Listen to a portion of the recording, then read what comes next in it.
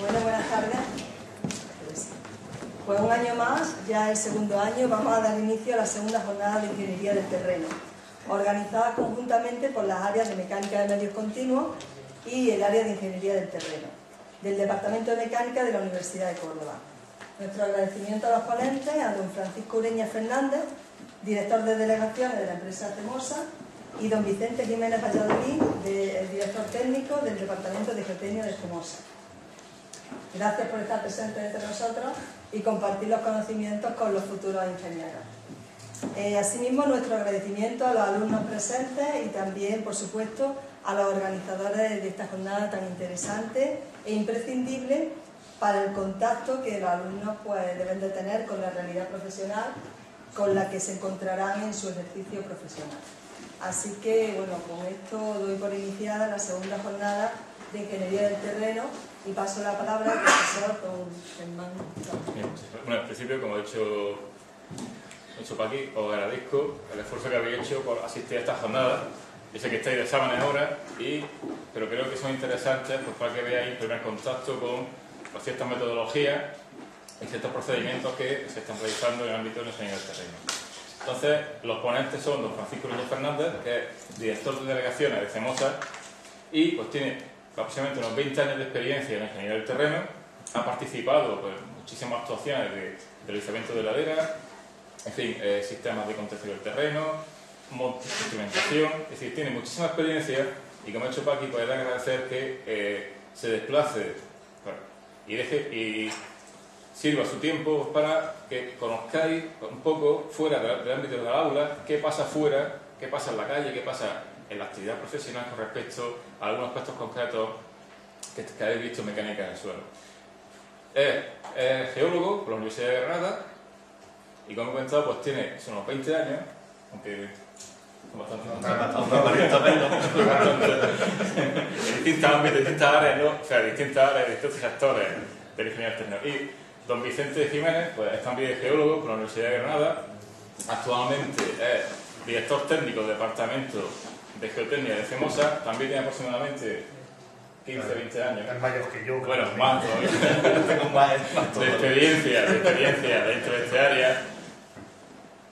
Y pues le agradecemos que pues, dejen sus tareas actuales, dejen sus tareas digamos habituales en la empresa en la que trabajan, se desplace, en este caso Vicente desde Málaga, se ha desplazado hasta aquí, hasta Bernet, pues para cedernos parte de sus conocimientos.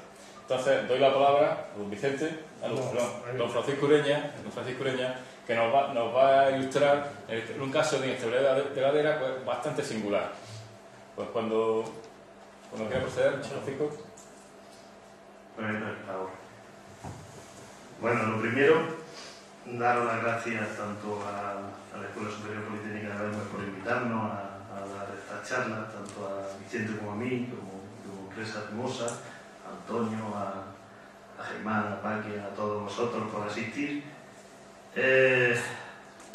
En realidad, cuando se le plantea a uno dar una ponencia de este tipo, pues no... Bueno, lo primero que quiero decir es que yo voy a dar la ponencia divertida y mi amigo Vicente va a dar la ponencia de coñazo. Germán no quiere que lo diga, pero la que va a caer en el examen es la de Germán. Así que estad más atentos y la mía, como es las 5 de la tarde, vamos a intentar que sea la menos. Luego tenéis que estar para poner un poquito las pilas. Como iba diciendo, lo que intenta uno en este tipo de jornadas para fijarse un objetivo. Mi objetivo no es tanto dar un caso singular, sino el intentar mostraros qué es aquello que tenéis que en principio comprobar como personas que vais a dedicar a la ingeniería y a este tema de evaluación de problemas geotécnicos en el terreno, para tener de alguna manera una primera perspectiva de la realidad, que tenéis que aceptar, que no tenéis que aceptar, cómo se hace una cosa, cómo distinguir en un momento determinado empresas que van a hacer los trabajos bien. Lógicamente, si al final decidís meteros en la ingeniería del terreno, meteros en problemas de geotecnia, de dimensionamiento de cimentaciones, de taludes, pues poco a poco iréis introduciendo y viendo lo que realmente cuál es la metodología para realizar esto. Al fin y al cabo no deja de ser como cualquier tema, un tema de metodología científica, ¿no?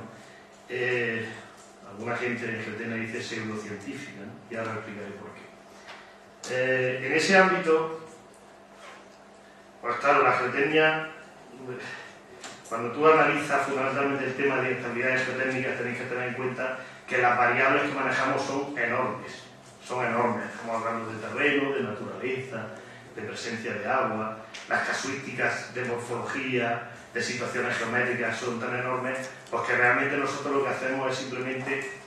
Yo siempre me gusta comparar con la medicina, somos como los médicos del siglo XVII o XVI, o sea, estamos haciendo un intento de avanzar en conocimiento de este tipo de técnicas y en ese caso, por lo que de la naturaleza nos gana. Le gana a los médicos, que tienen mucho más avance que nosotros, pues imaginaros a nosotros.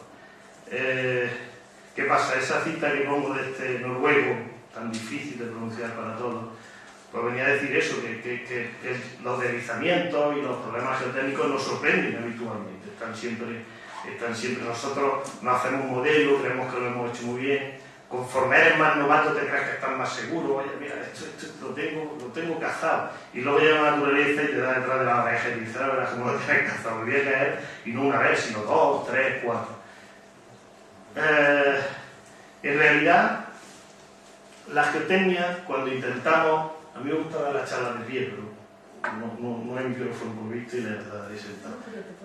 La geotecnia, en definitiva, cuando hace un planteamiento geotécnico, si os fijáis, la mayoría de vosotros, y este triángulo que ha tirado de este señor, de Borland, te establece un poco cómo intuitivamente casi todo el mundo planteamos cualquier problema que se nos presenta en el ámbito geotécnico, en muchos ámbitos. Casi todo el mundo asume que la geotecnia es un tema de empirismo. Empirismo, me imagino que sabéis todo lo que es el término, significa basado en la experiencia. Todo el mundo, fíjate que Germán cuando lo presenta dice, tiene más de 20 años de experiencia. La experiencia te da la solvencia de esta gente que cuando llega, como Carlos Otero y mucha gente con reconocido prestigio en nuestro mundo, es capaz de darte un diagnóstico en una servilleta y ponerte la solución en la servilleta. Y nadie le exige incluso que haga otro tipo de planteamientos, pero eso no es exactamente así. La experiencia te sirve para unir los tres puntos que tenéis ahí, las tres patas de la mesa. Por un lado está lo que es la parte de conocimiento del terreno, la investigación in situ. O sea, la experiencia te dice qué tipo de investigaciones tenemos que hacer en el terreno para, en definitiva, confirmar una patología o confirmar cualquier problema. Por otro lado tenemos una parte que se llama de análisis de comportamiento del suelo. Tenemos que establecer esos terrenos que hemos reconocido en un momento determinado en esas campañas geotécnicas, qué parámetros, cómo se comportan, cuáles son sus humedades, cuál es su resistencia al corte y hacer grupos de modelos. Y por último tenemos que tener una parte de conocimiento, que se llama de mecánica aplicada. Tenemos que saber qué leyes rigen el comportamiento del suelo y ante las diferentes situaciones cómo se comporta el terreno. Eso es lo que nos hace a nosotros, en un momento determinado, tener un estudio equilibrado. La persona que, por ejemplo, solo se basa en experiencia y no subestima el estudio del terreno, pues está cometiendo un error, porque el arte de la adivinación, cuanto menos es complicada, ¿no? Dice, no, es que yo sé lo que hay aquí. Bueno, tú podrás haber tenido, pero todos sabemos que los terrenos son cambiantes. Luego tenemos que tener una información mínima. La persona que en un momento determinado subestima el ensayo de los terrenos porque abusa de las parametrizaciones, abusa de las correlaciones, porque pasa lo mismo. Oye, no, las correlaciones son útiles en una situación, pero no son en otra. Y por último, la persona que desconoce la mecánica aplicada, que no sabe los fundamentos de cálculo, que utiliza mal sus herramientas, pues lo ocurre. Al final, es cierto que Dios existe, y como existe, pues a veces te da la suerte, y cuando alguien es empírico, pues dice... En el tema, por ejemplo, de geotecnia, de cimentaciones, las casas se han construido durante muchos años, se han construido muchas veces sin geotecnia y tampoco se quedan tantas casas. O sea, las situaciones de fallo tampoco son tan normales. Y cuando son normales, la gente las conoce por experiencia y las evita un poco. Pero eso no quiere decir que se esté haciendo bien. Cuando reconozcáis un estudio geotécnico, cuando enfrentáis en vuestra profesión al que habéis pedido un estudio geotécnico, tenéis que procurar que exista este equilibrio, que se hayan hecho ensayos, que la gente haya hecho ensayo de laboratorio y haya identificado cómo se comporta cada parte, y por último que se haya aplicado una regla de comportamiento mecánico o geomecánico del terreno para realizar aquellas situaciones que vosotros habéis planteado en vuestro estudio. En ese contexto tenemos metodologías de investigación. Cuando vamos a analizar, estamos hablando de grandes deslizamientos. Y yo me tengo que plantear, joder, yo voy al campo y me encuentro aquí con una mala bestia, que ahora veréis una mala bestia al final de la ponencia. ¿Qué es lo que tengo que hacer? No, hay 3 puntos fundamentales. Primero tengo que, iba a decir confraternizar, estaba pensando en otra cosa. En principio tengo que familiarizarme con el problema. O sea, decir, oye, ¿qué pasa aquí? ¿Con qué me estoy enfrentando? Se llama lo que es ver los problemas de lejos, ¿no? No meterte de primero. Luego te va a hacer esa investigación de detalle, la parte de ensayo, la parte de ensayo de laboratorio, de investigaciones. Y por último, tengo que hacer un estudio, un análisis de la integridad con eso que he metido en todo lo que he metido en la bolsa e intentar hacer una propuesta de soluciones. Vamos a ver qué se hace normalmente en esas investigaciones a gran escala. La primera parte, y además todos lo sabéis en vuestra vida cotidiana, es atender a nuestros mayores, preguntarle a la gente. Cuando vais a un sitio y te encontréis con una problemática, una patología, una ladera, tenéis que ir a los sitios y decirle al abuelo del pueblo, oye, ¿qué pasa aquí? ¿Alguna vez esto se ha movido? Tened en cuenta, mirad, hay compañeros nuestros que han hecho hasta tesis doctorales, lo comentábamos antes, de toponimia, asociando pues, las lagunillas, los caídos, los no sé cuántos, son temas que así que identifican los terrenos en base a su historia. Cuando alguien en un sitio se llama la lagunilla, ¿por qué creéis que es? Probablemente sería un terreno inundable toda la vida. Cuando se llama alguna zona el bujeo, pues el bujeo porque son terrenos normalmente arcillosos, saturados. Entonces todo ese tema, luego te vas a los sitios y normalmente tenemos la capacidad de un problema en el instante. Yo me voy al terreno, porque yo me puedo haber llevado en una ladera a un sitio donde no llueve hace 15 años, no se observa ningún rasgo morfológico, ninguna grieta, nadie te dice nada y dice, bueno, aquí no pasa nada, no. Pregúntale al propietario de la finca y probablemente te diga, no, esto se mueve cada 10 años, yo tengo que arrancar olivos, Entonces la información que te da con su terminología, normalmente los conocedores de la zona, es fundamental. Luego, en esa parte de caracterización general, es muy importante conocer cuáles son las partes de un deslizamiento. Las partes de un deslizamiento, os parece una tontería, pero en el fondo un movimiento de masa es una simpleza. Es una simpleza, es una cosa que baja por un lado y sube por otra. Y baja por un lado y sube por otra, y lo único que hace es tener una signo de rasgos morfológicos en el terreno que cuando te vas de lejos, muchas veces nos subimos a cerros que hay enfrente, vemos fotos aéreas, o vamos cerca, los ves perfectamente. Entonces, veréis que esta parte de conocimiento de la patología que tiene es fundamental, porque hay veces que la gente se mete directamente a hacer sondeo. Vamos a ver un sondeo, ¿dónde se mueve? Oye, primero familiarízate. ¿Qué tiene un terreno cuando tiene un deslizamiento? No sé si siempre hay una parte de escarpe principal. Esta es la zona de coronación, esta es la zona en el que esta es la zona de acumulación y esta es la zona de deflación. Hay el escarpe principal, los flancos, que son la zona que limitan el terreno en los lados movilizados o movilizados, y la zona nuevamente de acumulación o de borde. En esta zona pues, se produce lo que es siempre que aquí en esta zona tendría ahí el centro de gravedad del deslizamiento aproximadamente, y en esta zona son por donde tiene estos son escarpos secundarios, zonas que lo que es, el terreno tiene que adaptar su mayor volumen y lo que hace es tener tracciones. En esta zona lo que tiene son compresiones. Bueno, esto cuando vas a campo tienes que reconocerlo.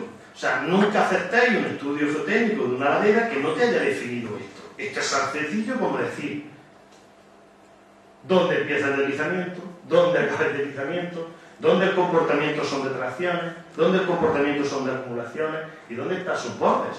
O sea, es simplemente decir dónde tenemos el problema. Veréis estudios en el que te están hecho en una ladera, te están diciendo profundidad de mar y no te han delimitado dónde está. Identificamos algún problema. Dentro de eso, pues las situaciones en ocasiones son muy fáciles. Por ejemplo, veis un deslizamiento aquí en la provincia de Córdoba, Antonio me decía. Este deslizamiento se produjo en el año 2010, una época de lluvia enorme. Nos avisaron casi un sábado a las 10 o a las 12 de la noche, porque en la zona inferior había casas afectadas. Bueno, pues esta es la zona del escarpe principal, donde básicamente veis pues, lo que habéis visto en la diapositiva, un escalón. Estos son las grietas de tracciones que veíais en la zona de deflación, o sea, el terreno, lógicamente, como quien ya ha desplazarse a favor de la ladera y a ocupar un mayor volumen, pues tiene que traccionarse, tiene que adaptarse el volumen con esas tracciones. Estos son los flancos, fijaros que bien se ve la zona que no se mueve de la zona que se mueve, que hay aquí. Esa empieza a hacer ya grietas de tracción asociadas a zonas de borde, a zonas de acumulación. Eso también es otro flanco. A veces en la zona de flanco, pues por la zona de flanco pasa como cuando metes una naranja en una esponja. La zona de flanco, esto es un pozo, se produce la surgencia de agua y esa es la zona de borde. Esto, que si, claro, aquí decir, joder, que avispado eres, fíjate lo que te trabajo, qué trabajo te costó en la zona de borde. A veces es más difícil, a veces no es tan claro en esa zona de borde. Esto era una mala bestia. A veces las deformaciones, fijaros, esto es el cuartel de la Guardia Civil de Baeza. Fijaros los signos de movilización, cómo se notan simplemente. Esto es una pista americana. ¿Veis cómo se ve la deformación de haberse movido esta zona para allá? Esto no, esto es parte de la pista americana. Eso no se ha movido, eso estaba torcido. Pero esto sí. Aquí pasa igual, ¿ves? Esto es la misma imagen. Entonces, el reconocimiento ese de superficie, a veces que no de lejos, hasta que determina lo que se mueve y no se mueve, importante. Acelerar los partidos, que te indican también movilizaciones. Como veis aquí, zonas, fíjate este poste, lógicamente, el que está atrás no se ha movilizado, la ladera sí se está movilizando, y fijaros cómo está el poste totalmente combado, que te indica que la ladera se está movilizando. En esta zona, por ejemplo, probablemente si no hubiera ese poste sería muy difícil verlo, ¿no? Porque los movimientos, en este caso, pues probablemente estos movimientos son centimétricos cada 3-4 años, luego tu capacidad de verlo en una sola visita prácticamente es imposible, ¿no? En ocasiones te encuentras, pues, cuando habláis de roturas por deslizamiento, el plano de deslizamiento no siempre es un plano, pero a veces sí es un plano. Fijaros aquí, por ejemplo, cómo es una salida por la rotura del terreno a través de un plano. Y aquí veis que no se cae el plano y aquí veis una cosa que se llama los leak side, no sé, en definitiva, cuando un plano roza sobre otro, se generan, veis esas fisuras de arrastre, que son pequeñas partículas que lo que hacen es que marcan un plano sobre otro. O sea, es como si tuvieras puesto un bolígrafo y al desplazar una zona sobre otro se arrastra, ¿no? Pues esto te permite identificar que ese plano es activo, y parece que estos planos son planos históricos, geológicos, que no tienen ninguna evidencia. Al final, con todo esto, nosotros conseguimos identificar dónde está el movimiento, desde dónde hasta dónde llega, cuáles son, en definitiva, sus parámetros fundamentales de comportamiento desde el punto de vista de dónde se está moviendo y dónde se está acumulando, dónde hay defracción y dónde hay acumulación. Una vez que vosotros... No todos los deslizamientos hay que tratarlos iguales. Eso es muy importante también, que tenéis que conocerlo. Cuando encontréis que estáis trabajando posteriormente y estáis en un puesto bien en la parte que estoy yo, en la parte a lo mejor de la empresa que tiene que hacer el estudio, o estáis en una parte de una administración, o estáis en una corporación, cualquier tema, hay un aspecto fundamental que es el riesgo y la peligrosidad. ¿Cómo de rápido hay que actuar? Eso es muy importante. Los deslizamientos hay muchos tipos. Hay deslizamientos que se caen muy pronto, hay deslizamientos que tardan más en caerse, y todo depende de la tipología del suelo, de las pendientes, del agua, del volumen de material movilizado. O sea, depende de muchos factores. Pero tenéis que diferenciar, y eso es fácil de comprender, cuando una situación es de riesgo y cuando una peligrosidad. El riesgo se define como la posibilidad de que ocurra un hecho. En definitiva, la posibilidad de que yo ahora me vaya de marcha en mi situación matrimonial es muy baja, mientras que la peligrosidad, si me voy, es muy alta. O sea, esa es la diferencia fundamental. Me voy muy pocas veces, pero probablemente si me voy, pues probablemente tarde mucho en llegar a mi casa y cogerse cabreo mucho, ¿no? Luego explicaré otro concepto. Se llama el umbral del cabreo. Esto pasa igual. Cuando encontráis, hay muchas veces que nos encontramos con situaciones de riesgo, la posibilidad que se caiga una cosa muy alta, pero si su peligrosidad es baja, tenemos mucho tiempo para actuar. Bueno, el riesgo es elevado, pero es un talud en medio de una carretera comarcal con acceso prácticamente inexistente, pues lo estudiaré. Cuando esa situación, el riesgo es bajo, pero la peligrosidad es alta, o sea, las posibilidades de que se caiga son bajas, pero tengo arriba un edificio que está habitado por personas, aunque el riesgo sea bajo, tengo que actuar rápidamente, porque si ocurre ese hecho que tiene una probabilidad muy baja, pues probablemente las repercusiones de cualquier tipo pues pueden ser altas. Estas son situaciones, por ejemplo, no siempre la previsión asociada a la muerte, a veces este es un caso, por ejemplo, en Baños de Encina, en una provincia de Jaén, de una situación de la afección a un monumento de una torre árabe. Bueno, pues en este caso el riesgo de movilización de este vuelco, que estos son unos materiales, una dolomía que existen en esta zona volcada, porque el hecho de que se vuelque esto y dé lugar al desarrollo de esta fisura, realmente evaluamos que era improbable, pero teníamos que actuar porque en el caso de que eso, pues la peligrosidad de afectar un monumento arqueológico es alto. Aquí en Otíbar, en el deslizamiento de Otíbar, lógicamente, en este caso sí hay riesgo y peligrosidad para los... En este caso coinciden las dos cosas, el riesgo era alto y la peligrosidad era bastante alta. De hecho, no creo que hubiese nadie en esa casa ya. Y en esta no sé, creo un depósito. En la alarma social se ve que se ha ido a un depósito que está tirado. A veces el riesgo y la peligrosidad se confunden porque dependen de la prensa, que es peligrosa la prensa.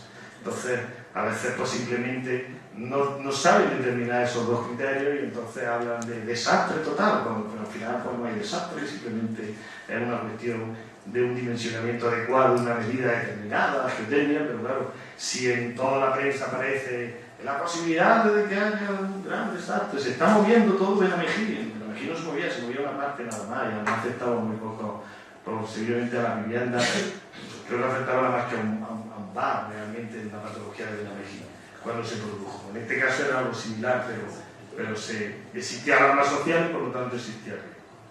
En ocasiones sí es el riesgo muy real también. Esto es un caso, fijaros, de Alcalá la Real.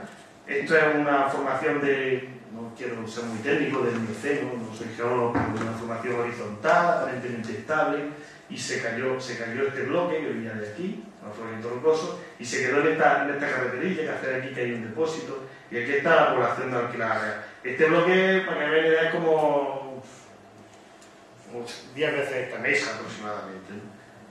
Hubo la suerte que se paró aquí. Si no llega para aquí, fijaros lo que había aquí. ¿Vale? Esto ocurrió también en el año 2010, en la lluvia, hubo la suerte. Aquí la situación de riesgo era muy bajo. En realidad tú hacías los estudios de inestabilidad de ese bloque y era bajísimo. De hecho, estas situaciones, si nos paseamos por cualquiera de nuestras sierras, las encontramos habitualmente y no tomamos medidas, pero la peligrosidad es alta. Seguimos con esa familiarización que tenemos que tener con los principales problemas de naturaleza, geología, geotécnica que tenemos en los deslizamientos, y lo siguiente que tenemos que conocer que es, pues, tanto la geología de la zona, la climatología que tenemos, aspectos de hidrogeología, morfología del área, y cuáles son los factores fundamentales que condicionan que un terreno que haya un gran deslizamiento lateral. El año pasado Antonio me regañó porque no hablé de esto. Me dijo, Paco, ha hablado todo el rato de deslizamiento de ladera y no me has contado nada del agua. El agua por extensión y nieve de la nieve, fijaros que normalmente siempre que vais vosotros en vuestra, siempre que tenemos un problema de carretera que se corta, está asociado a periodos de pluviometría elevada. El agua es el factor condicionante de inestabilidad de los terrenos. En un 95, el otro es el humano, es que hacemos excavaciones, a veces se nos olvida dónde estamos, hacemos excavaciones de sótanos, excavaciones de carreteras, y sobre nosotros lo que inestabilizamos los terrenos. Seguimos familiarizándonos con el terreno y ¿qué hacemos? Pues hacemos con visiones desde fuera, fotografías aéreas. Tenemos fotografías desde vuelos americanos que son del año 56, 57, de varias épocas, del Google. La herramienta que tenía ahora mismo con el Google es espectacular, y con el SIGPAR y demás. Antes nosotros teníamos que recurrir, esto se pedía, ¿te acuerdas que teníamos que pedirlo? Que nos lo facilitaran. Ahora no, ahora entráis en una aplicación y sois capaces de ver y luego encima entrar en el Street View y ver si realmente temas de detalle. Es impresionante porque tenéis hasta un histórico ya en el Google Earth de los diferentes episodios de fotografía que se han hecho y os permite comparar fotografías para ver, y se ven, o sea, muchas veces entras en zonas y distingues perfectamente la zona movilizada de las diferentes maneras. Identificar el tipo de movimiento, si estamos en movimientos de tipo rotacionales, translacionales, flujos, prestaciones, vuelcos. Aquí os pongo algunos tipos de movimientos que hay. Estos son los movimientos rotacionales, están regidos fundamentalmente en suelos cohesivos más o menos homogéneos, que tienen una estructura horizontal. Otros que existen superficies preexistentes que rigen el comportamiento en un momento determinado en una dirección. Aquí se produce el escape y luego se traslada.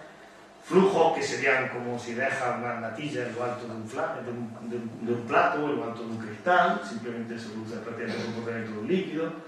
Prestaciones, mira, esto es una prestación muy bonita que se produce, esto en la zona de Jaén, del norte de Jaén, en la zona de Campo Téjaro, por ahí. Fijaros que esta pendiente es muy bajita, muy bajita. Esta pendiente puede tener como mucho 7 grados, 8 grados. Fijaros cómo se ve el terreno totalmente roto, ¿veis? En toda la superficie aérea. Bueno, pues aquí tenemos una carretera, la carretera estaba hecho en Cristo. Esta situación es repetitiva en 25 o 30 kilómetros. Ya movimientos complejos que pueden dar lugar. Esto es un corte hecho en campo de la zona de Puerto Las Pedrizas, de un gran deslizamiento que hay ya llegando a la parte de arriba de Puerto Las Pedrizas. Una vez que vosotros ya esto es importante, cuando nosotros en un momento hemos llevado un gran deslizamiento y hemos hecho todo eso que es familiarizarse con el deslizamiento, es cuando en un momento determinado tenemos que fijar nuestra hipótesis para plantearnos qué hacemos.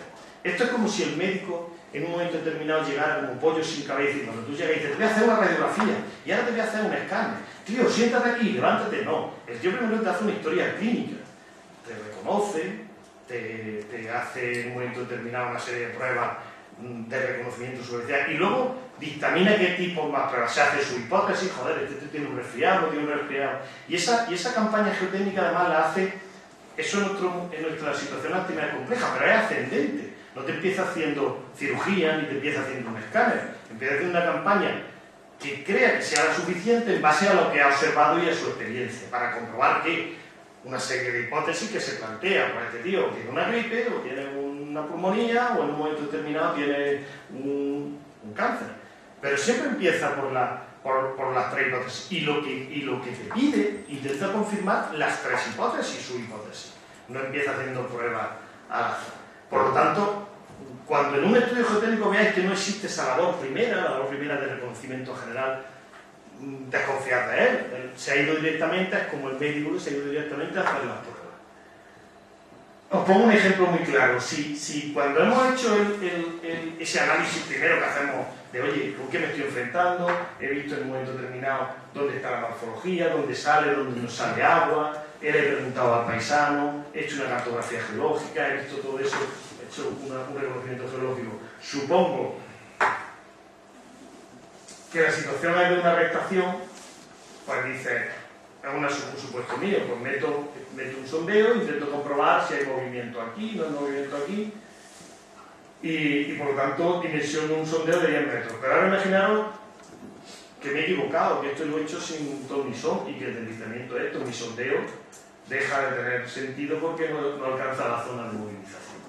Entonces, lo primero, el conocimiento de la zona me hace elegir la técnica apropiada y la profundidad apropiada. Segundo, mi técnica debe cubrir tanto las posibilidades más probables como las menos probables, porque si yo tuviese la certeza siempre que esto, a no ser que esto sea, por ejemplo, no se me ocurriría un deslizamiento que bajara aquí a 80 metros, sé que es sangrar al cliente hacer un sondeo de 90 metros, pero sí sé que puede ser probablemente acertado que en vez de ser esto, que se mueva aquí a 5 metros, se mueva a 16, por lo tanto tu sondeo va lo acorde tanto a las posibles hipótesis que hay como a tu conocimiento durante el tiempo.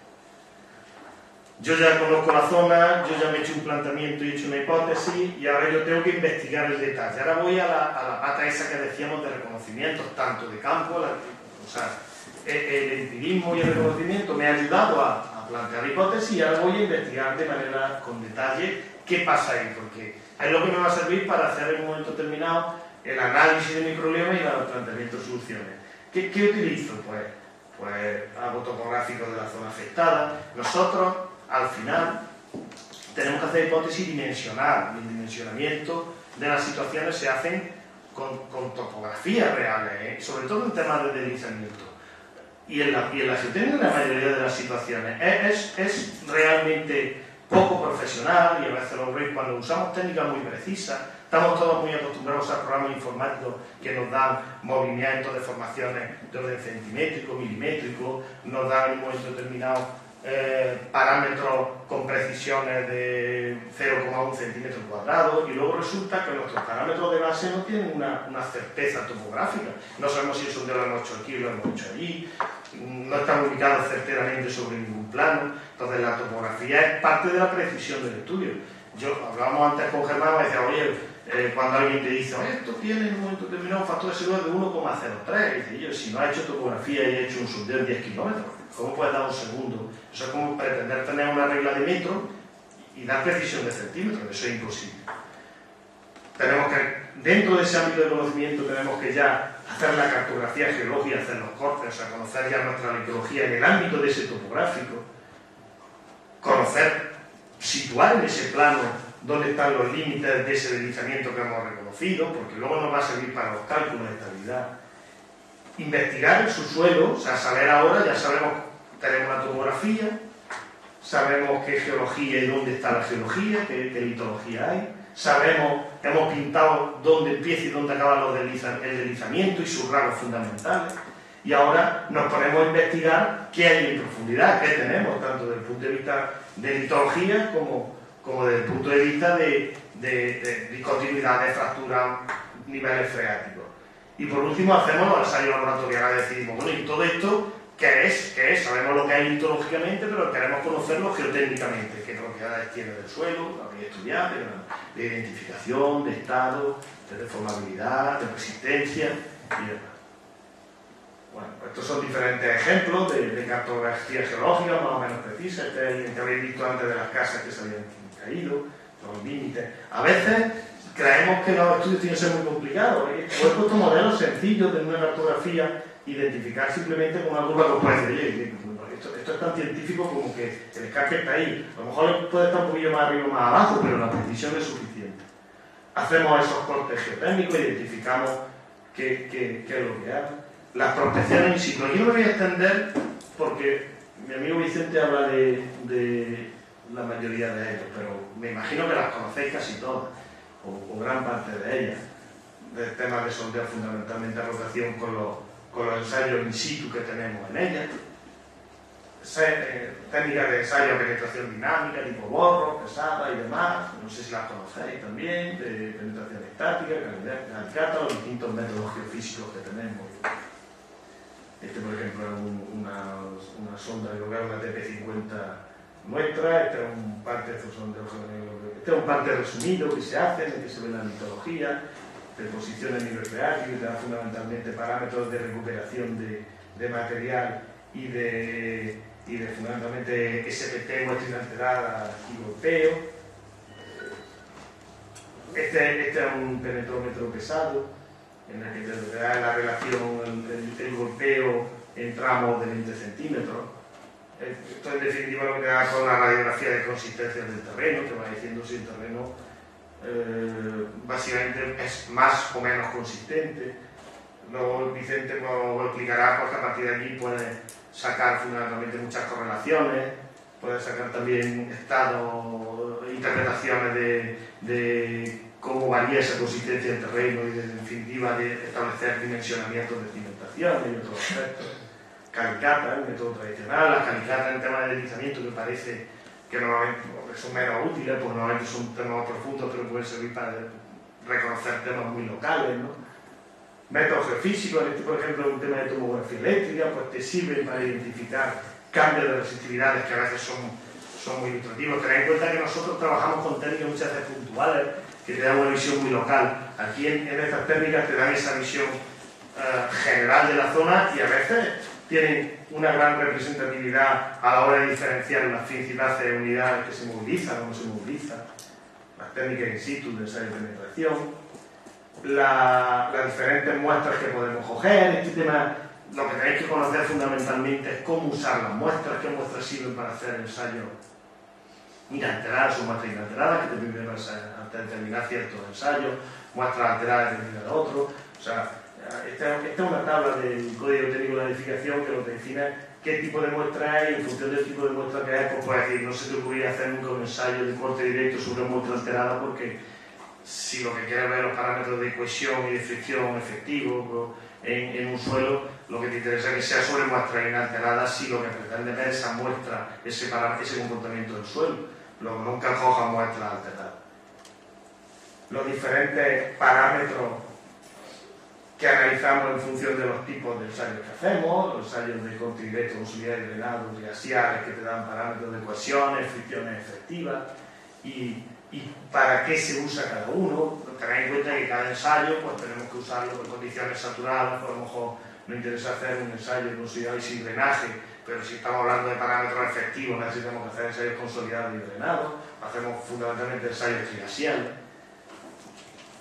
Estos son el ensayo triaxial, esto lo habéis visto vosotros en vuestro propio laboratorio, que son fenómenos de corte, ensayos de compresión simple para roturas plásticas.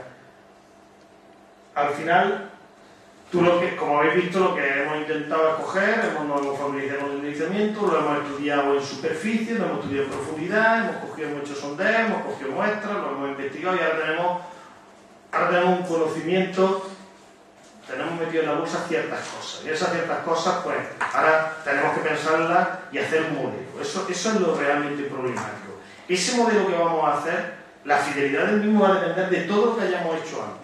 Mientras más errores hayamos cometido en nuestras hipótesis iniciales, en nuestros estudios iniciales, nuestro modelo será más erróneo.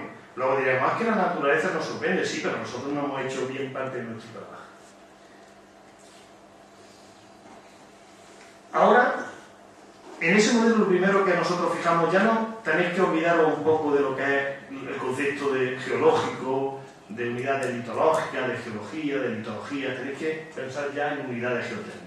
Una unidad geotécnica es un volumen de terreno que podemos cartografiar o que podemos dibujar, que puede comprender una litología o varias litologías y que consideramos que su comportamiento desde el punto de vista de la geotecnia es semejante, de tal manera que a ese volumen de terreno le podemos dar unos parámetros geotécnicos de densidad aparente, de cohesión efectiva, de fricción efectiva.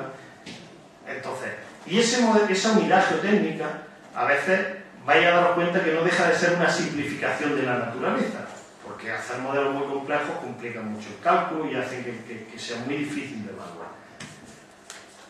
La parametrización, ¿qué es? Pues coger y decir, pues esta unidad geotécnica yo he pintado, todo esto que veo lleno de colorcitos, de terrenos doblados, lo he clasificado solo en 3 terrenos y le he dicho que este va a tener esta densidad, esta cohesión y le pongo lo que se llaman parámetros característicos. Cada una parte de ese terreno tiene unos parámetros característicos. ¿Cómo llego a determinar esa parametrización? Hay muchos métodos, ¿no? Pero hay unos que son parámetros tablados, lo que hablábamos, usamos correlaciones en función de la litología, en función de la experiencia existente en otras zonas. Relacionamos en un momento determinado parámetros que conocemos, como puede ser la identificación, la simbología, o sea, que sea una grave y demás, pues con parámetros que nos pueden usar como presión, fricción, agrupamiento y otras serie de parámetros. Esto es peligroso. Tened en cuenta normalmente cuando usamos las correlaciones son muy agradecidas. Todos encontramos, existen correlaciones para todo. Absolutamente para todo. No quiero decir ninguna barbaridad, pero para lo que podéis imaginar. Pero tened en cuenta que las correlaciones en realidad solo son utilizables con certeza en aquellos casos que se hayan estudiado. A veces nos permitimos el lujo de correlacionar en un momento determinado un valor de SPT con un valor de compresión simple de alguien que hizo un estudio en Arkansas. La arcilla de Arkansas pueda saber en qué condiciones o de qué naturaleza, y además no nos preocupamos ni de leernos el artículo y ver si esa correlación es aplicable en nuestro caso, sino que simplemente cogemos la tabla, la pegamos y decimos, como lo dice tal autor, es suficiente. Los ensayos de laboratorio que tenemos nos permiten en un momento determinado hacer asociaciones, hacer medias, medianas. Los ensayos in situ nos permiten correlacionar los valores de SPT y demás con las profundidades, con diferentes lugares y demás. Una vez que tenemos esa parametrización, hemos visto los volúmenes, hemos visto cuáles son las unidades geotécnicas, es cuando empezamos en un deslizamiento a hacer los análisis de las situaciones de fallo. Ahí usamos diferentes técnicas normalmente. antes. Ya estamos cuantificando, o sea, ya hemos definido dónde se mueve una cosa, bajo qué parámetros, dónde están los niveles freáticos y demás. Y ahora empezamos a decir, bueno, ¿y esto cómo se mueve? Nosotros usamos normalmente lo que llamamos en un momento de análisis retrospectivo y análisis de equilibrio límite, que en definitiva son una simpleza. Un análisis de equilibrio límite son dos balanzas que ponen en un sitio lo que pesa y en otro sitio lo que otro pesa, y entonces son fuerzas estabilizadoras contra fuerzas desestabilizadoras.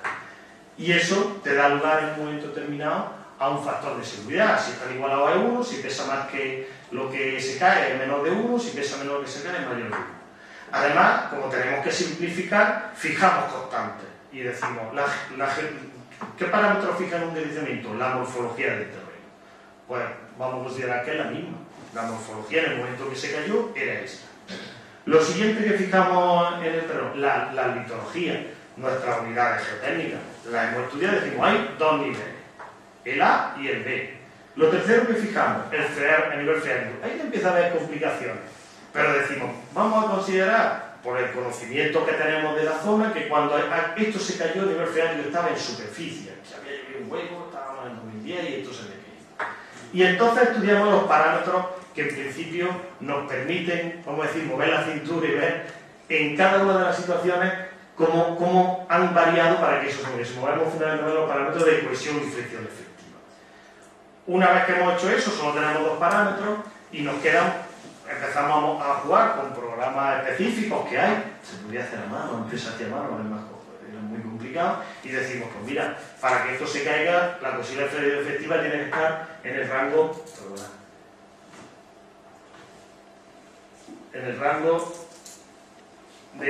de estas parejas de cohesión y fricción. Este era un caso muy singular porque conocíamos dos taludes con posiciones freáticos con diferentes tiempos y pudimos sacar las curvas de cohesión y fricción y sabíamos que la intersección, cuando tiene dos casos en el que otro de los parámetros que hemos hecho constante han variado y la geología es la misma, la litología es lo mismo, te dice que la intersección probablemente esté dando el rango de cohesión y fricción efectiva en el que esos taludes se mueven. Si yo tengo un talud de 10 metros que el agua está arriba y tengo otro de 12 metros que el agua está aquí y se me cae en un momento determinado, pues estoy viendo bajo qué parámetro de cohesión de phi aparente se están viendo, pues la coincidencia me está dando probablemente la zona del que tengo.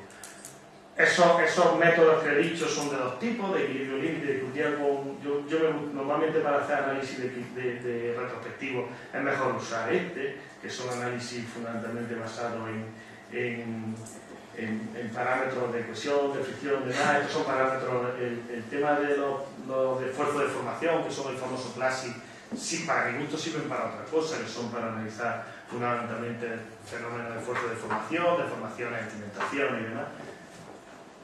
Una vez que hacemos estos son los modelos sencillos que os he dicho. Fijaros que al final una geología complicadísima la hemos reducido, en el caso de esos deslizamientos que vi al principio, a una arcilla y una marrocaliza abajo, a una posición del nivel freático y analizar bajo qué cohesión y fricción el factor de seguridad aproximadamente en concreto. Sacamos nosotros esa cohesión y esa fricción, y este deslizamiento lo que sí que hay que tener en cuenta que sea semejante al de la realidad. Si este deslizamiento no se parece a la realidad, tu modelo para analizar esa cohesión y fricción es otro. En este caso, por ejemplo, también son diferentes parejas para diferentes factores de seguridad, para familiarizarte sobre qué cohesión y fricción se mueve el terreno. Estos son como qué pasaba una vez que ya habíamos analizado todo, decíamos los factores de seguridad. Tú, en definitiva, fijaros que aquí ha dicho que esto está apuntando el nivel freático aquí arriba, que salía por aquí con un factor de seguridad 1, pues ahí cerca. Bueno, pues ahora voy a ver si le meto aquí una gran escollera con una relleno y meto un pozo delante, ¿qué le pasa al factor de seguridad? Aquí ya no hemos movido el programa de cálculo. Aquí el programa de cálculo mantenemos simplemente, metemos las medidas correctoras y le ponemos el freático en base a su comportamiento lo que dejamos y vemos si el factor de seguridad nos sube o no nos sube. Pues es un planteamiento, empieza a hacer planteamiento de medidas correctoras.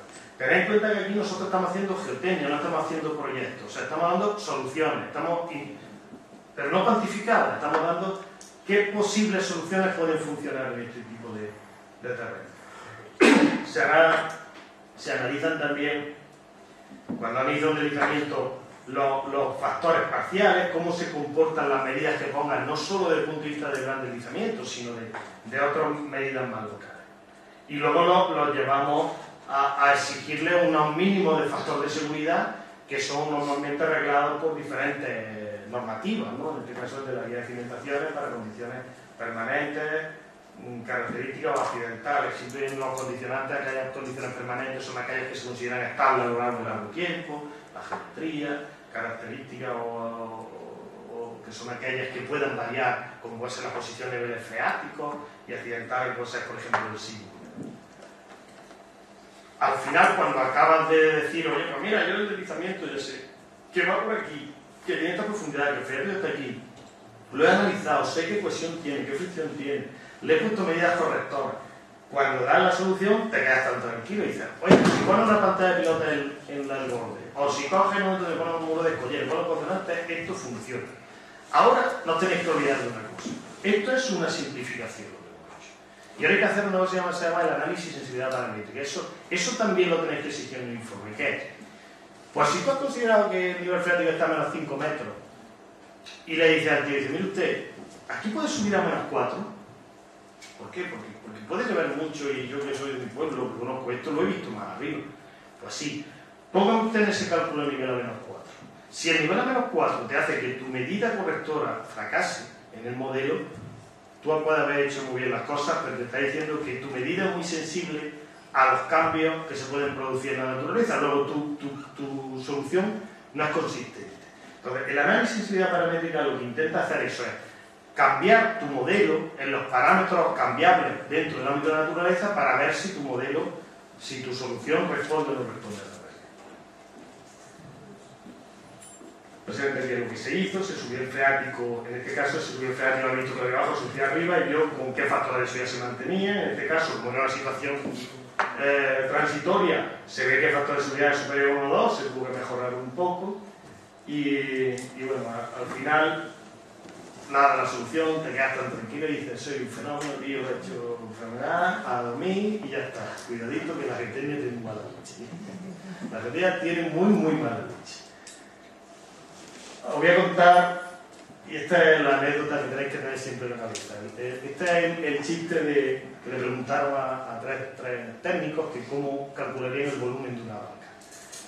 El físico dijo que por el principio de Arquímedes, que era muy fácil, que metería la vaca en un barril de agua, pesaría el volumen del líquido desalojado y con eso sabría el peso del volumen del líquido y con eso sabría el volumen.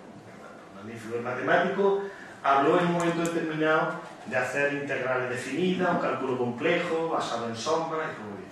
Y el técnico del geotécnico, yo siempre digo el ingeniero camino, pero como tengo uno aquí, pues el técnico del geotécnico. He atribuido al ingeniero.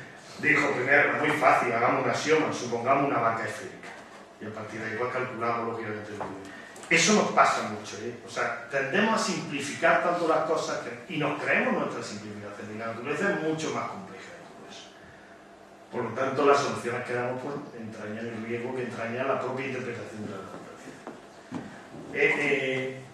En este caso, yo decía siempre, en este talud que ha dimensionado, que lo ha hecho un sondeo, el sondeo, imaginaros que lo hemos hecho aquí, dice, joder, el material homogéneo, una maravilla, calcula el talud, el análisis del talud, dice, habré caído en el axioma de la vaca esférica, fijaros la complejidad, un contacto mecánico, los cambios de naturaleza del terreno. Aquí sí hemos acertado de suerte, ¿eh? Porque ha hecho un planteamiento conservador, o porque a veces también estos cambios de colores son asociados solo a óxido y a ciertos materiales, o sea, no cambian el comportamiento. Pero en todo caso su comportamiento es más complejo que el que habíamos hecho nosotros. Ahora, eso que hemos visto hasta ahora lo vamos a ver en un caso real. Un caso real que es yo lo llamaba una necesidad de una maravilla, un deslizamiento enorme, de una longitud próxima a los 3 kilómetros, de una anchura de 1,5 kilómetros, que afectó una carretera y que supuso, realmente se ha terminado ahora de solucionar, ¿no? De poner las medidas correctoras y esperemos que funcione. Se sitúa en el sur de la provincia de Jaén, concretamente esta es la localidad de La Guardia de Jaén. La Guardia de Jaén es una población que está aproximadamente unos 15 kilómetros al sur de Jaén.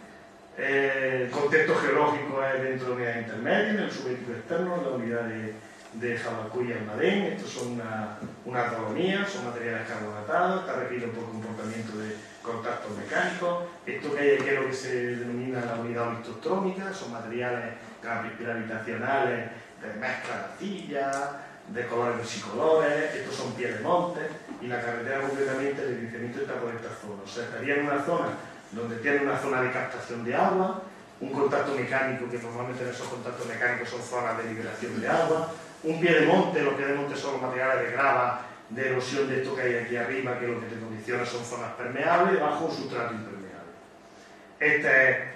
Esta es esa dolomía jurásica que hemos visto, este es el pie de monte. Estos son los contactos mecánicos, existen también otros contactos mecánicos en este sentido, son fallas normalmente de comportamiento normal.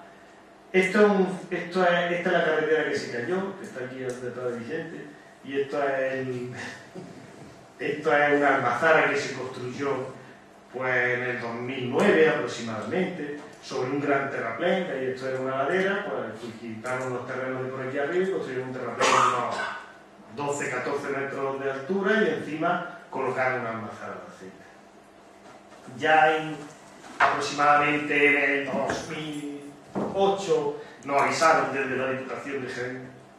Nosotros llevamos un contrato de asistencia técnica a todas las carreteras de la Diputación, y me daron de unas pequeñas fisuras. Las fisuras, vosotros vais por la carretera y estáis constantemente encontrándolas. Muchas veces son de agotamiento. Estas no son de agotamiento firme, pero pueden serlas. Tened en cuenta que vais en coche y pueden ser asociadas a arcillas expansivas, movimientos locales. Bueno, no le dimos mucha importancia. Estuvimos viendo un poco el terreno, vimos algunas deformaciones, hicimos lo que pasa en medicina muchas veces: vamos a esperar, vamos a ver qué pasa con esto. Fijaros, veis esta fisura, este es el camino de acceso a la almazara, pues se veían pequeñas fisuras que tenían trazado oblicuo hacia la ladera. Pues todas estas cosas ya mosquean, bueno, hay fisuras que son longitudinales y no te mosquean tanto. Ya nos bajamos a la ladera y vimos que había grieta de tracción, ya que entraba en la ladera aguas abajo, la carretera estaba aquí arriba, abajo. Esto indicaba ya movilizaciones de ladera, pero a veces tened en cuenta que todo esto tiene que ser tiene que haber en este trabajo además participó Germán, tiene que haber un equilibrio económico. O sea, muchas veces que tú dices, oye, voy a tirar con pólvora en medio, hay deslizamiento. No, aquí estos son carreteras comarcales que no podemos gastarnos una millonada en medidas correctoras. Os digo que eso fue en el 2008. Esto es la pluviometría, para que vean que se habla de agua, como dice Antonio, desde el 2000 hasta el 2012 en la estación meteorológica más cercana a la zona. Fijaros el cambio de comportamiento que hay para el 2009 y el 2010, 250 metros. O sea, esto fue prácticamente quintuplica la media de los años. Y entonces justo después de eso empezamos a tener ya patologías bastante más serias. Aquí ya veis, esto ya empieza, lo que había antes no afectaba al servicio. Tú ibas en un coche y te podía molestar un poquito. Esto empieza a afectar al servicio de la carretera, empieza a haber roturas más serias. Esto ya afecta al servicio. Fijaros que aquí que llevo que hacer esas son las fisuras que había antes por aquí, menos. Las fisuras ya van creciendo. Ese sigue siendo el camino de acceso a la autovía, a la almazara que veis ahí arriba. Fijaros ya el tipo de fisuras que empiezan a salir. Todavía no estamos cortada la carretera, todavía aquí seguimos pasando. Fijaros la grieta de tracción en zona de deflación que os decía. Esta grieta de tracción aquí, por aquí no se manda, por aquí eso podía medir 50-60 centímetros de anchura, te caía, ¿no? Esto ya es en el 2010, después de una demanda. Fijaros cómo ha evolucionado, o sea, ya el comportamiento es, esto ya supuso el corte de la carretera definitivo. Fijaros que desde el 2000, en prácticamente 2 meses, cuando subieron la pluviometría, prácticamente supuso el colapso de la carretera. Aquí hay casi 350-400 metros de anchura en esta zona. Y es la zona superior del deslizamiento. Fijaros ya cómo se ha deformado toda esta zona de aquí. Esto es indicativo, este es el desplazamiento horizontal. La cuneta revestida, de aquí a aquí hay 2,5 metros. O sea, esta cuneta estaba aquí. Entonces se ve el desplazamiento que ha habido en horizontal. La parte del vertical, que fijaros que esto está sensiblemente para abajo. Encima todos nos poníamos en el mismo sitio y empujando más. Somos con comida, no todos cantáis un mosquito, pero bueno, con la ciudad. ¿Cuál fue el histórico de esto? Pues, para que veáis cómo nos equivocamos. En un primer estudio geotécnico no es que nos equivocamos, sino que a veces dimensionamos las cosas acorde a esos riesgos, a esas peligrosidades. Ya en el 2008, cuando empezó aquello, pues nos llamaron, nos dijeron, esta fisura, hicimos una serie de sondas de rotación, 13 metros, y que fue esta campaña, esta era la carretera, no analizamos para abajo, analizamos un poquito para arriba, y en función de eso marcamos un deslizamiento. Fíjate que ya simplificamos marcamos los escarpes, hicimos la topografía la hicimos hasta donde nosotros consideramos que estaba el borde de la carretera, y hicimos lo que hicimos antes, hicimos esos análisis retrospectivos que hemos hecho sobre ese deslizamiento teórico, fijamos los alojamientos, los específicos, y establecimos una serie de causas, que probablemente había una zona de paleodeslizamiento, que se había puesto ese gran terraplén que habéis visto antes donde estaba la almazara, que es como tenerle, bueno, en definitiva es cargar en la parte de arriba, es darle un peso, que había habido un episodio de lluvia considerable, no tanto como pasó posteriormente. Hicimos nosotros nuestros retrospectivos, hicimos nuestros análisis, y en base a eso fijamos. Esto era un estudio, este estudio lo hizo Germán, y analizó realmente qué suponía haber puesto ese terraplén. Esto era la posición original con la posición del freático. Esto es el factor de subida, cómo evoluciona por el hecho de haberle puesto esta gran carga a la ladera arriba. Fijaros que el factor de subida pasó de 1,1 a ligeramente superior a 1 o 1. En base a eso, pues fijamos medidas correctoras, pozos de delante, bajar el nivel freático, pantalla de pilotes, y le dirigimos cuáles son los coeficientes de seguridad en función de diferentes medidas de configuración de pantalla de contención, solo poner pozos de delante, o sea, solo bajar freático, 1,16, poner pantalla 1,23, simultánea 1,24. En realidad, aquí te estaba diciendo que los pozos de delante y la pantalla es todo mucho. Eso es un tema que tenéis que tener en cuenta. El bajar freático, la verdad es que actúa bastante sobre las condiciones de estabilidad, dependiendo de ellas, pero suele afectar. El problema es que las medidas de delante a veces no hay que confiar totalmente en ellas. A veces los trenes se obstruyen, se rompen, y en ciertas circunstancias tenemos que ir a elementos de contención. Ya en el 2013-2012, ante la situación que hubo, ampliamos el estudio. Ya fijaros que hicimos una cartografía sobre un vuelo mucho más detallada. Identificamos, fundamentalmente, hicimos una cartografía muchísimo más de detalle, identificamos puntos de surgencia de agua, patología en edificaciones, o sea, rasgos morfológicos de dónde se producían. Fijaros, estos son todo cartografiados, los escarpes que se producen. Este era el deslizamiento que se cartografió en el primer estudio, en el 2008. Este apareció posterior, en el 2010-2011, asociado a la evolución de este grande. Ya no empezamos a mosquear porque pensamos que no hablábamos solo de este deslizamiento, sino que estamos hablando de un deslizamiento que podía llegar a 3 kilómetros abajo, a un río que hay aquí abajo, y que estuviesen conectados los dos. Esto, contratamos un dron, hicimos fotografía aérea para ver realmente la envergadura. Aquí veis, por ejemplo, el primer deslizamiento. Fijaros cómo se ve la zona deformada, veis el borde del primero que vimos. Estos son la carretera. Fijaros el desplazamiento que os he enseñado ante una fotografía, cómo se produce. La zona de suficiente. Tened en cuenta que estos son, cuando se producen los diferentes empujes, no todo se mueve a la vez. Aquí hay un borde, sale de pronto por un lado, sale de pronto por otro. Aquí, esta es una cantera que consideramos que sirvió también como zona de captación de agua. Hay compañeros míos que dicen que haberle quitado el confinamiento lateral influye. Yo en eso no lo tengo tan claro. Estos son fotos que hicimos para comprobar posibilidades de deslizamientos, para hacer. A veces, cuando una cosa es tan grande, solo te queda una solución, que es irte por otro lado. Pues vimos para ver si podíamos hacer trazados alternativos al existente. Detectamos aquí, por ejemplo, esto es un vertedero de la autovía. Esta autovía que está Jaén, hay que Granada. Hicimos campañas específicas de infilometría. Esto es un kilómetro, que fijaros que bien nos cazó. Esto es la zona de rotura a 14 metros que estaba. Esto es un formato que se llama de incremental, que te dice cómo se mueve un punto con respecto al de abajo. Y esto que daríamos una imagen de la envolvente de cómo se está moviendo una tubería cuando la metemos en el terreno y la dejamos que actúe. Hicimos tomografía eléctrica en perfiles tanto longitudinales como transversales. Y fijaros, la tomografía eléctrica te da la resistividad del terreno, meterse a la resistencia, entonces te da contraste de resistividad. Con eso podemos identificar aquellos que se corresponden a materiales de recubrimiento, aquellos que se corresponden al sustrato de unidad ortostrómica, zonas de mayor o menor humedad.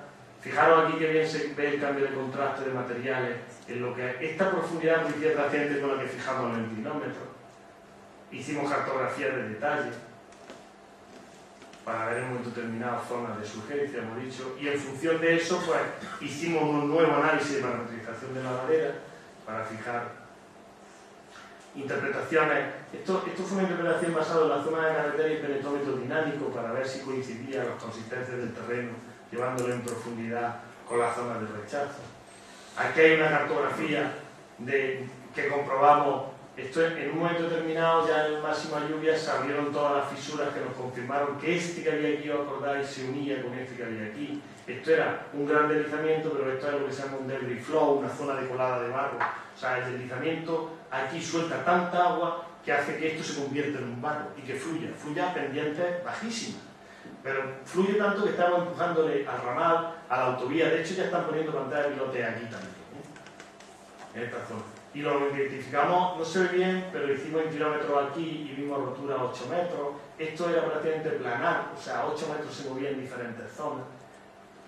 Identificamos también algunos movimientos en esta zona, aquí es donde se movía a 14 metros.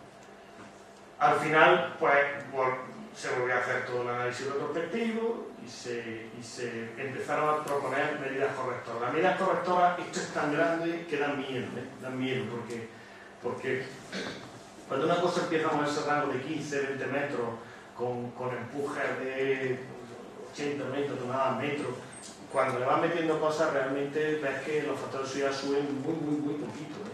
Encima los modelos que tú realizas, porque todas estas cosas luego aquí participó también nuestro departamento de ingeniería. Nuestro departamento de ingeniería avanzó un poco más porque tienes que ver que las soluciones que tú pongas son construibles, o sea que tú, la cuestión no solo es poner aquí una pantalla de pelota, hay que poner una pelota de un diámetro que sea construible y hay que armarla, que el armado sea coherente.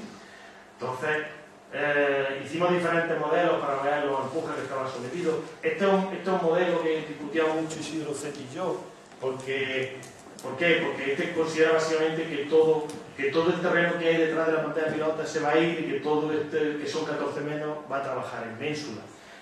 Claro, es muy desfavorable, por lo menos, decíamos, yo le planteaba por lo menos un 40 o 50% de por lo menos el empuje vertical de detrás de la pantalla para no penalizarlo tanto, aunque considerara la ménsula por grieta de interacción. Al final, cuando metimos todo eso, los programas, nos juntamos con los compañeros ingenieros de camino y dimensionamos, pues planteamos distintas soluciones de hacer pantallas de pozo grande por aquí arriba y una sección de pantallas de pilotes que son las que tenéis aquí, lógicamente intentando adaptarse a... Se planteó incluso hacer una gran estructura que se apoyara aquí, no se salía económicamente. Están hechas por pantallas con pilotes de refuerzo, con diferentes diámetros, que son de este tipo. Estamos hablando con pilotes de 2 metros de diámetro, 2000, con espaciados de 4 y refuerzos, en este caso con espaciados de 1,90 entre interacción de pilote. Y esto es un poco una modelización de cómo quedaba la pantalla, ¿veis? En el terreno, con las diferentes secciones que íbamos emitiendo. Y bueno, pues lo entregamos, solimos la diputación y nos quedamos más a gusto, ¿verdad? A tomar por saco, ya, hacer tu tejado. Ahora seguimos. Bueno, ahora viene la otra, ya otra vez en nuestro tejado. Ahora, este mes se ha acabado la obra y se han tomado las medidas. Una cosa importante es que nosotros recomendamos, no somos proyectistas. Las soluciones no las han respetado, hemos hecho las 2 secciones.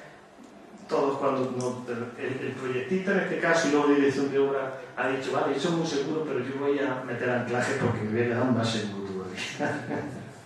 Aparte poner todos los pilotes que tú has dicho y poner todos los pozos delante, encima voy a anclar con espaciado de 1,5 metros que va en esta zona.